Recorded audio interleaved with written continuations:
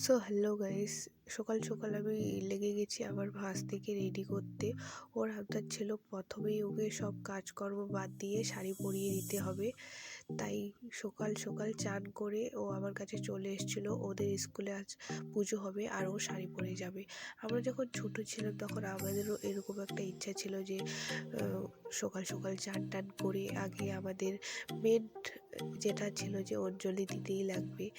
তো ও এখন ওর সেটা বয়স, ও শাড়ি পরে অঞ্জলি দিতে যাবে, এটাই ওর ইচ্ছা। এবার প্রথম ও মানে স্কুলে যাচ্ছে অঞ্জলি দিতে, একটু বড় হয়েছে তো ও এখন শাড়ি পরে অঞ্জলি দিতে যায়।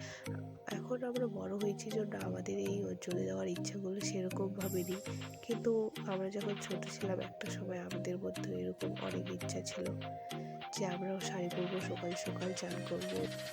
আর এটা হলো আমার ভাইস্তা লাল টুকটুক পাঞ্জাবি পরে রেডি হয়ে আমার কাছে টাকা নিতে এসেছে। সো হ্যালো গাইজ, আজকে হলো সরস্বতী পূজা। তো আজকে আমি তোমাদের সাথে শেয়ার করব যে আজকে আমি সারাদিন কী করছি, কোথায় যাচ্ছি, কী করছি সেটাই তোমাদের সাথে শেয়ার করব। তো আমি এখানে ঘরটাকে পরিষ্কার করে নিচ্ছি, ঘরটাকে মুছবো বলে। আমার প্রায় সব কাজ করা কমপ্লিট, শুধু ঘরটাই মোছা বাকি ছিল। আগে রেডি করে দিলাম ভাস্তিদের, তারপর আমি এখন লেগে গেছি আর ঘর মুছতে। আর এখানে আমার ভীষণ খিদা পাচ্ছে, প্রায় 10:30-11টা বাজে, ঠাকুরকে দিব। তো আমি এখানে দই আর কিছু সব পাপড়ি খেয়ে দিচ্ছি।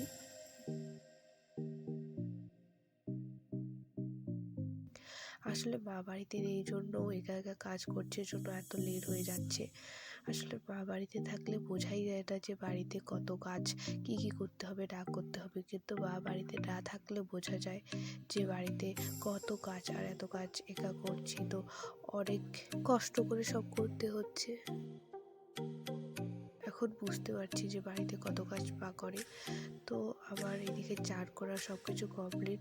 এই হচ্ছে আমার পূজার ফুল, তো আমি এখানে পূজা দিয়ে দিচ্ছি। এটাই হচ্ছে আমাদের বাড়ির ঠাকুর, তুলসীতলা আর শিব মন্দির আছে এখানে।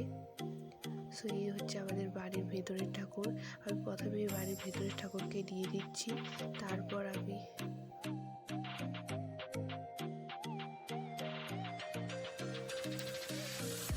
দিচ্ছি আমি এখানে আমাদের মন্দিরে। এটা হলো আমাদের বাড়ির বাইরে মন্দির, আমাদের বাড়িরই মন্দির কিন্তু বাড়ির বাইরে। এটা হচ্ছে রাধাকৃষ্ণ মাধব মন্দির। তো আমি মন্দিরে এখন পুজো দিয়ে দিচ্ছি। মন্দিরে আমার পুজো দেওয়া শেষ।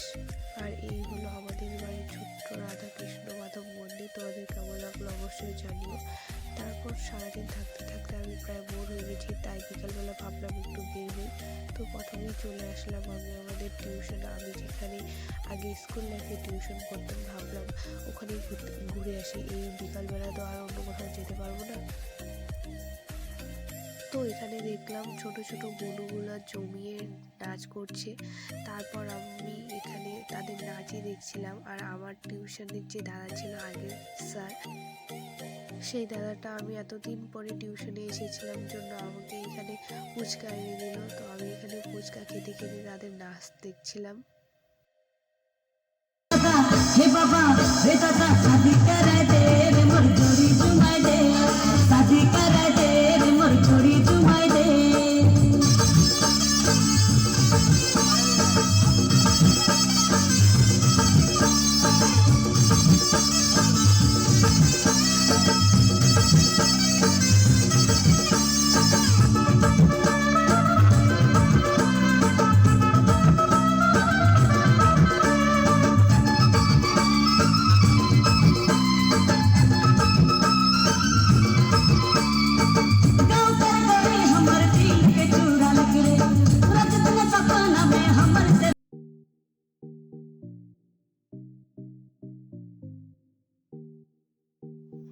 আর সন্ধ্যার দিকে টিউশনে তেমন কেউ ছিল না জন্য দাদা আমাকে সন্ধ্যাটা দিয়ে বললো। তারপর আমি এখানে মাকে সন্ধ্যা দিয়ে দিলাম, জ্বালিয়ে সন্ধ্যা প্রদীপ করলাম। সো এই হচ্ছে আমার আজকের কিছু ফটো। এই হচ্ছে আমার টিউশনের স্যার আর ফ্রেন্ড, তার সাথে যে এখনকার বুনুগুলো আছে টিউশনে পড়ে তাদের সাথে কিছু ফটো। সো সো সরস্বতী পূজা আমার তো তেমন ভালো কাটলো না, বাড়িতেই সারাদিন কেটে গেল, বিকালবেলা শুধু একটু বেরিয়েছি। তো তোমরা কোথায় কোথায় ঘুরলে, তোমাদের সরস্বতী পুজো কেমন কাটলো অবশ্যই কমেন্টে। সো দেখা হচ্ছে নেক্সট ব্লগে। আমার ভিডিও ভালো লাগলে আর আমার ভিডিও দেখতে গেলে প্লিজ চ্যানেলটাকে সাবস্ক্রাইব করে আমার পাশে থাকো।